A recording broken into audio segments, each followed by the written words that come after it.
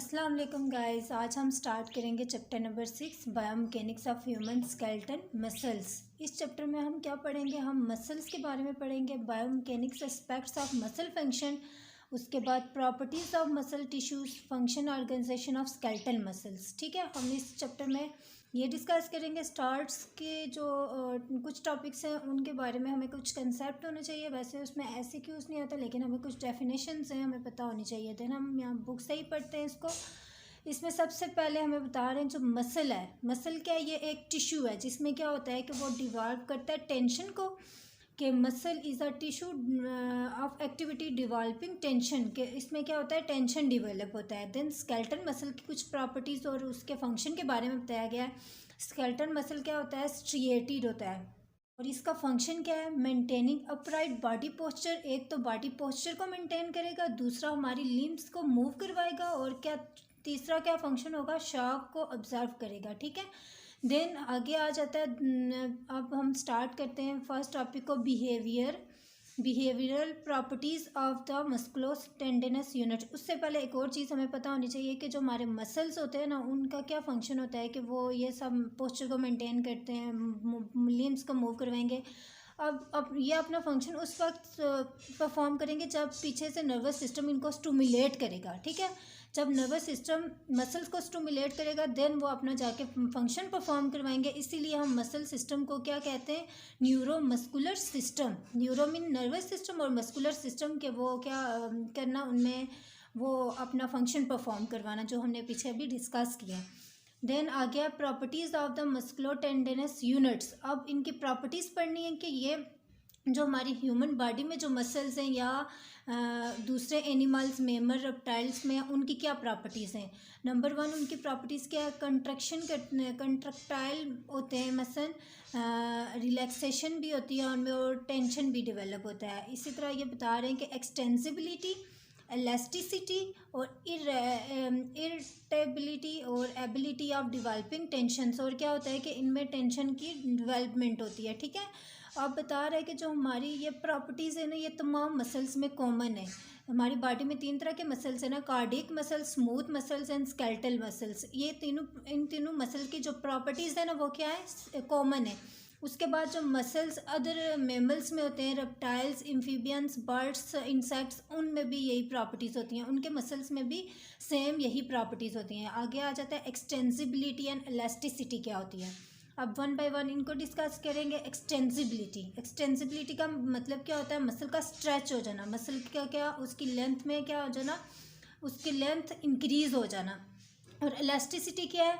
उसकी length increase हुई है, अब दोबारा से उसने अपनी नॉर्मल हालत में तो आना है ना। तो इलास्टिसिटी यही है कि मसल्स का अपनी ओरिजिन शेप में वापस आना, उसको क्या कहते हैं? हम इलास्टिसिटी कहते हैं। आ गया जो इलास्टिक बिहेवियर ऑफ मसल्स है ना, उसको हमने 2 कंपोनेंट में डिवाइड किया है। फर्स्ट कंपोनेंट है parallel elastic components and second series elastic components. अब इस पैरेलल इलास्टिक कंपोनेंट में क्या होता है कि जो हमारी मसल की मेम्ब्रेन होती है ना, वो क्या प्रोवाइड करती है? Supplies resistance when a muscle is passively stretch. जब हमारा मसल स्ट्रेच हो रहा होगा ना, उस वक्त जो उसकी मेम्ब्रेन होगी ना, वो उसको क्या करेगी? रेजिस्टेंस प्रोवाइड करेगी। ठीक है, देन जो सीरीज इलास्टिक कंपोनेंट है उसमें जो टेंडन्स होते हैं ना हमारे, वो क्या करेंगे? एक्ट एज अ स्प्रिंग की तरह एक्ट करेंगे, जो क्या करेंगे? स्टोर करेंगे इलास्टिक एनर्जी को। जब हमारे जो मसल स्ट्रेच हो रहे होंगे ना, उस वक्त उनको दोबारा से अपनी असल हालत में लाने के लिए या तो रेजिस्टेंस प्रोवाइड करेंगे। ठीक है, इसमें जो टेंडन है वो प्रोवाइड करेंगे, और जो पैरेलल है उसमें जो हमारी मसल की मेम्ब्रेन होगी वो होगी। जब अब साइड पे लिखा हुआ है कि पैरेलल इलास्टिक कंपोनेंट क्या है? Passive elastic property of muscles derive from a muscles membrane, ये मसल मेम्ब्रेन प्रोवाइड करते हैं। और सीरीज इलास्टिक कंपोनेंट में क्या होता है? Passive elastic property of the muscle drive from the tendons, ये टेंडन में होता है। अब जो इलास्टिक कंपोनेंट होते हैं ना, वो क्या करते हैं कि हम क्या प्रोड्यूस करते हैं? मसल्स में फोर्स, पावर और वर्क। जब हम कोई क्विक या रैपिड मूवमेंट्स करवाते हैं तो उस वक्त हमारे मसल की पावर क्या हो जाती है? इंक्रीज़ हो जाती है, जिसकी वजह से हम स्ट्रॉन्ग वर्क परफॉर्म कर सकते हैं। मसल कंट्रक्शन होगी और रिलैक्सेशन होगी, जिसकी वजह से हमारे जो मसल्स होंगे उनका वर्क क्या होगा? रैपिडली वो वर्क करेंगे। इस तरह क्या होता है कि जो हमारे इलास्टिक कंपोनेंट होते हैं ना, वो जो हम एनर्जी को स्लोली स्लोली रिलीज़ करवाते हैं। जब हमारे मसल्स में या तो कंट्रैक्शन हो रही है और रिलैक्सेशन हो रही है, उस वक्त हमारे मसल्स जो ये कंपोनेंट हो गए इनमें एनर्जी को स्लोली स्लोली रिलीज़ करवाएंगे। क्यों? क्योंकि हमारे जो मसल्स हैं ना वो किस हालत फटीग में ना चले जाएं। ठीक है, इनका ये फंक्शन है। और दूसरा फंक्शन क्या है कि ये दोनों जो इलास्टिक कंपोनेंट होते हैं ना, इसकी विस्कस प्रॉपर्टी होती है जो मसल्स में क्या करवाती है, मसल को स्ट्रेच करवाती है और रिकॉइल करवाती है इन अ टाइम डिपेंडेंट फैशंस। ठीक है, ये हो गया। आगे आ जाता है, ये साइड पे लिखा हुआ है कि muscles viscoelastic property enables it to progressively lengthen over time when stretch. ठीक है, ये इसमें क्या मदद करते हैं उसको लेंथन करवाने में। विस्को इलास्टिक का मतलब क्या, have the ability to stretch और शॉर्टन अवर टाइम्स, या तो वो स्ट्रेच होंगे या शॉर्ट होंगे। ठीक है, आगे आ जाता है irritability and the ability to develop tension. अब ये क्या है, इरेटेबिलिटी क्या है, is the ability to respond to a stimulus, के एक स्टूमुलस आई है अब उसका रिस्पॉन्स शो करवाना है, इसको हम क्या कहते हैं, इरेटेबिलिटी। इसमें कौन कौन से स्टूमुलस, इलेक्ट्रोकेमिकल स्टूमुलस भी हो सकती है और मैकेनिकल स्टूमुलस भी हो जा सकती है। अब इलेक्ट्रोकेमिकल कौन सी है, जिसमें एक्शन पोटेंशियल आती है जिसकी वजह से हमारे मसल्स क्या होंगे, कंट्रैक्ट होंगे या रिलैक्स होंगे। और मैकेनिकल स्ट्रेस में क्या होता है कि जो हमारे एक्सटर्नल बिलो होता है ना, वो क्या करती है, हमारे मसल्स को स्ट्रेच करवाएगी और कोई भी स्टिमुलस आएगी जिसके रिस्पॉन्स में मसल्स क्या करेगा, टेंशन को डिवेलप करेगा। ठीक है, देन आ जाता है एबिलिटी टू डिवॉल्व टेंशन। अब टेंशन क्या है, ये एक यूनिक करेक्टरिस्टिक्स है मसल्स की, कि मसल और कोई टिश्यू जो होता है ना उसमें टेंशन डिवेलप नहीं होती, सिर्फ मसल टिश्यू जो है ना उनमें क्या होता है, ये टेंशन डिवेलप होती है। उसके बाद जो टेंशन डिवेलप में क्या होता है कि कंट्रक्शन होना, जब कंट्रक्टाइल कंपोनेंट होते हैं ना उसमें क्या होता है कि जो muscle property enabling tension development by stimulating muscle fibres. ठीक है, मसल्स क्या हो जाएंगे, शॉर्टन इन लेंथ हो जाएंगे। इसमें मसल्स की क्या हो जाती है, लेंथन शॉर्ट हो जाती है, या क्या होंगे, मसल्स का साइज़ क्या हो जाता है, नॉर्मल से क्या हो जाता है, लेस हो जाता है। कि हम डिस्कस करेंगे structural organisation of skeletal muscles. अब उनकी स्ट्रक्चर कैसी है और हमारी बॉडी में कितने मसल्स हैं, तो 434 मसल्स हमारी बॉडी में होते हैं। ठीक है, प्रेजेंट होते हैं, जिनमें जो 40 to 45% उनका जो फंक्शन होता है वो क्या करता है, वो बॉडी वेट को मेक करते हैं। ठीक है, इन अडल्ट्स में। अब बता रहे हैं कि जो 75 मसल पेयर्स होते हैं ना वो क्या किसके लिए रिस्पॉन्सिबल होते हैं, फॉर बॉडी मूवमेंट्स और पोस्चर के लिए। ठीक है, बॉडी मूवमेंट्स और पोस्चर को कौन मेंटेन कर रहे होते हैं, 75 मसल्स पेयर। देन उसके अलावा जो मसल्स होंगे वो अदर एक्टिविटीज़ परफॉर्म कर रहे होंगे, फॉर एग्जांपल हमारे आइज़ को कंट्रोल करना, स्वेलिंग करवाना, तो ये वाला फंक्शन परफॉर्म कर रहे हैं। अब बता रहे हैं कि जब मसल में टेंशन डिवेलप होगी, ठीक है, तो उसमें ज़ाहिर कोई एक्सटर्नल फोर्स या इंटरनल फोर्स ही होगी जो मसल में टेंशन को डिवेलप करेगी। अब जो मैग्नीट्यूड ऑफ फोर्स होगा और उस फोर्स की स्पीड और किस टाइम से वो फोर्स लग रही है, वो सब कौन मेंटेन करेगा, anatomical and physiological characteristics of muscles. वो मसल्स की जो करेक्टरिस्टिक्स होंगी वही उसको मेंटेन कर रही होंगी। क्या है मसल फाइबर्स। अब फाइबर क्या होता है, मसल फाइबर क्या होता है, सिंगल मसल सेल को हम क्या कहते हैं, मसल फाइबर कहते हैं। और वो उसकी शेप किस तरह की होती है, थ्रेड लाइक शेप होती है। ठीक है, अब दो टर्म में सार्कोलीमा एंड सार्कोप्लाज्म। मसल्स में हम सार्कोलीमा। अब वैसे जो हमारे सेल होते हैं उनमें हम एक होता है सेल मेम्ब्रेन और एक होता है साइटोप्लाज्म।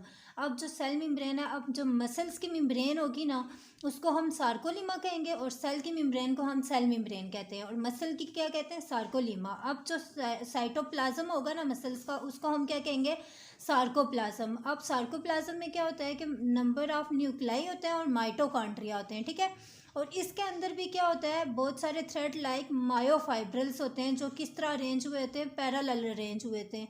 अब जो मायोफाइब्रल है उसमें क्या होता है कि टाइप्स ऑफ प्रोटीन फिलामेंट्स होती हैं जो अरेंज हुई होती हैं, जो क्या करती हैं कि इन प्रोटीन्स की वजह से हमारे जो स्केलेटल मसल्स हैं ना वो क्या होते हैं, स्ट्रिएटेड होते हैं। ठीक है, स्ट्रिएटेड होते हैं, और इन्हीं की वजह से हमारे मसल्स को स्केलेटल मसल या स्ट्रिएटेड मसल कहा गया है। आगे ये टेबल है, इस टेबल में हम पढ़ते हैं कि हमारे मसल्स के अंदर क्या क्या होता है। एक होता है ए बैंड होता है। ए बैंड क्या होता है, ये एक थिक होता है, और रफ मायोसिन फिलामेंट्स को ही हम क्या कहते हैं, मसल्स के अंदर फिलामेंट्स होते हैं, ठीक है। जो मायोसिन फिलामेंट होगा ना, उसको हम क्या कहेंगे, ए बैंड कहेंगे, और वो क्या होगा, थिक होगा। और उस वो जो थिक फिलामेंट होता है ना, उसने क्या किया हुआ होता है, surrounded by 6 thin smooth actin filaments. अब दो तरह के फिलामेंट हैं, एक मायोसिन फिलामेंट है और एक्टिन फिलामेंट्स है। मायोसिन फिलामेंट क्या होता है, थिक होता है, और एक्टिन फिलामेंट्स क्या होता है, थिन होता है। और ए बैंड में क्या होता है, थिक फिलामेंट्स होते हैं। और इस टेबल में क्या लिखा हुआ है, polarised light is anisotropic as it passes through the region. और आई बैंड क्या होता है, ये थिन फिलामेंट्स होगा, और इसका जो कलर होगा वो क्या होगा, लाइट कलर का होगा, ठीक है। और जो ए बैंड होगा वो डार्क कलर का होगा। इसमें थिन एक्टिन फिलामेंट्स होते हैं, ठीक है, थिन एक्टिन फिलामेंट्स होते हैं।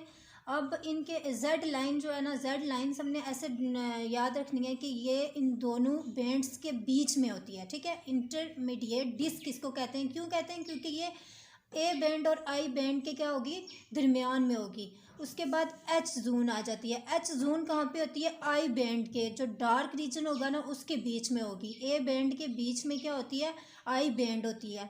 देन एम बैंड है। अब एम बैंड को हम किस तरह याद करेंगे कि एक होता है सार्कोमेयर। सार्कोमेयर का कंसेप्ट हमें पता होना चाहिए कि जो सार्कोमेयर्स होता है ना, एक जेड लाइन से लेके दूसरी जेड लाइन तक जो रीजन होगा उसको हम क्या कहते हैं, सार्कोमेयर कहते हैं। अब सार्कोमेयर भी क्या होता है, एक लाइन से बाइसेक्टेड हुआ होता है, और उस लाइन को हम क्या कहते हैं, एम लाइन कहते हैं, ठीक है। उस लाइन को हम क्या कहते हैं, एम लाइन कहते हैं। अब इस डायग्राम को देखें तो हम इसमें पढ़ लेते हैं। देखो ये सार्कोमेयर लिखा हुआ है। एक जेड लाइन से लेके दूसरी जेड लाइन तक जो डिस्टेंस है ना उसको हम क्या कहते हैं, सार्कोमेयर।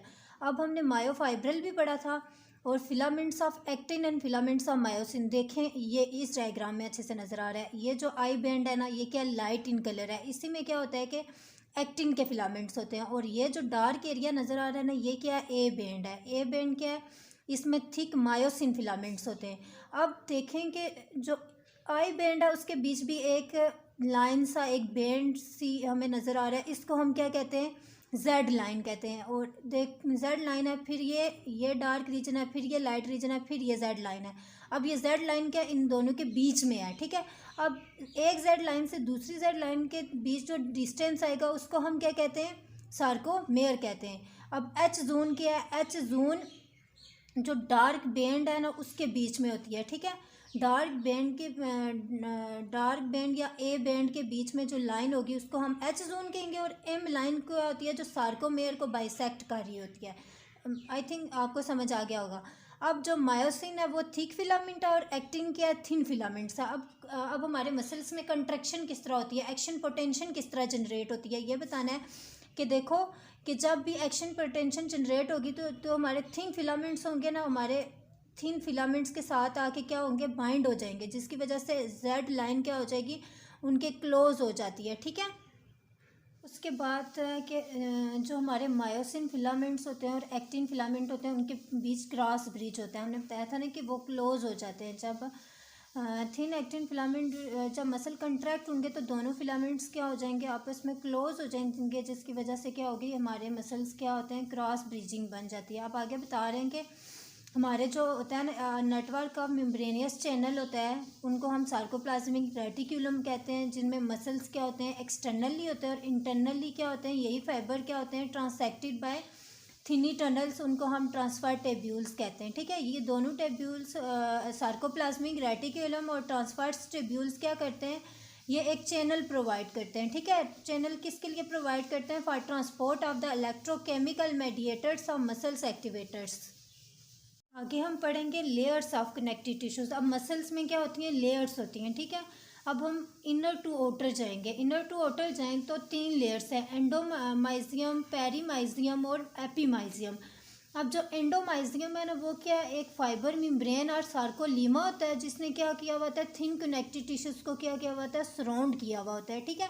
एंडोमाइजियम ये एक सार्कोलीमा ही है। अब पेरीमाइजियम क्या होता है, ये एक बंडल, अब फाइबर्स मिल के क्या बना देते हैं, बंडल्स बना देते हैं, उनको हम क्या कहते हैं, पेरीमाइजियम।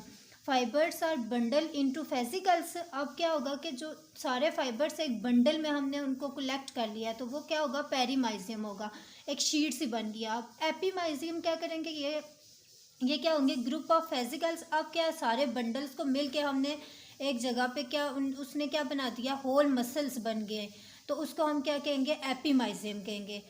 तो ये जो डायग्राम है इसमें भी नज़र आ रहा है। एंडोमाइजियम क्या है, एक मसल फाइबर्स को कह रहे हैं, ठीक है। पेरीमाइजियम जो बहुत सारे फाइबर्स को इकट्ठा करके हमने एक बंडल बना दिया जिसको हम पेरीमाइजियम कह रहे हैं।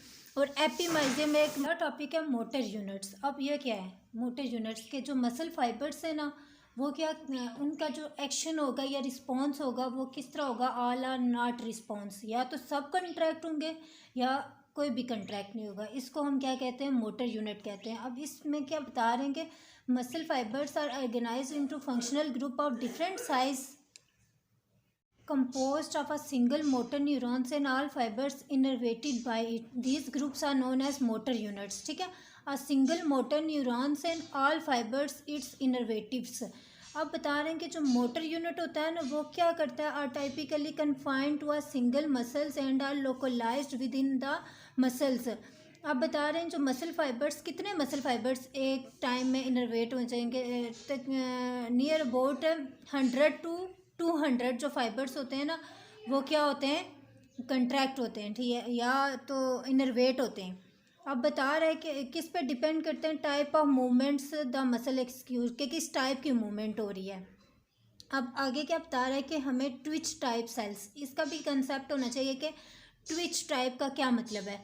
इसका ये मतलब है कि हमारे जो मसल्स हैं ना उसमें भी कोई भी स्टिमुलस आएगी, कोई क्या सिंगल स्टिमुलस भी आएगी ना, तो वो क्या कर सकती है, हमारे मसल्स में टेंशन को डिवेलप करवा सकती है। तो इसी को हम क्या कहते हैं, ट्विच टाइप सेल्स हैं ये, ठीक है। अब क्या बता रहा है कि जो ट्विच टाइप फाइबर्स होते हैं ना वो क्या होते हैं कि सिंगल नर्व इम्पल्स से भी क्या हो जाते हैं, पीक वैल्यू तक उनकी जो होती है इम्पल्स पीक वैल्यू तक जाती है in less than 100 milliseconds. और क्या होता है, देन इमीडिएटली डिसलाइंस। ये एमसीक्यूज हमें पता होना चाहिए कि twitch fibres following the stimulus of a single nerve impulse rises to a peak value in less than 100 milliseconds and then immediately declines. अब हमारी जो ह्यूमन बॉडी है उसमें जो मोटर यूनिट्स हैं ना वो क्या होते हैं, एक्टिवेट हो जाते हैं नर्व इम्पल्सिस की वजह से। जब एक रैपिड इम्पल्स आएगी ना उससे क्या होगा, हमारे जो मसल फाइबर होंगे मसल्स में क्या होगी, टेंशन डिवेलप हो जाएगी, जिससे क्या होगा, समेशन अकर हो जाएगी। समेशन क्या होती है, बिल्डिंग इन एन एडक्टिव फैशंस, कि सब मसल्स में क्या होगी, टेंशन डिवेलप हो जाएगी। अब क्या होगा कि हमारे जो टेंशन होगी ना वो प्रोग्रेसिवली एलिवेटेड होगी। कब तक होगी, जब तक जो हमारे फाइबर्स होंगे ना वो मैक्सिमम वैल्यू तक नहीं पहुंच जाते, ठीक है। अब क्या होगा, हमारे मसल्स क्या एक्टिवेट हो गए हैं, उनमें मैक्सिमम टेंशन लेवल जो होगा ना वो मेंटेन कब होगा, for a time is in tetanus. अब टिटेनस है, हाँ टिटेनस है। ये क्या है, state of muscles producing sustain maximum tension resulting then repetitive stimulations, ठीक है। अब क्या होगा कि जब ये प्रोलॉन्ग्ड हो जाएगी तो उसमें क्या होगी, फटीग कास हो जाएगी, ठीक है। अब हम आप बता रहे हैं कि ह्यूमन जो स्केलेटन सिस्टम है ना वो ट्विच टाइप है, ठीक है, जिसमें क्या होता है कि हमारे motor unit of the tonic type are found in the oculomotor apparatus होता है। अब these motor units require more than a single stimulus before the initial development of tensions. अब इसमें क्या होगा कि हमें सिंगल स्टिमुलस नहीं चाहिए होती बल्कि मोर देन सिंगल स्टिमुलस चाहिए होगी, जिसकी वजह से मसल्स में क्या होगा, हमारे क्या होगा, टेंशन डिवेलप होगी। Thank you.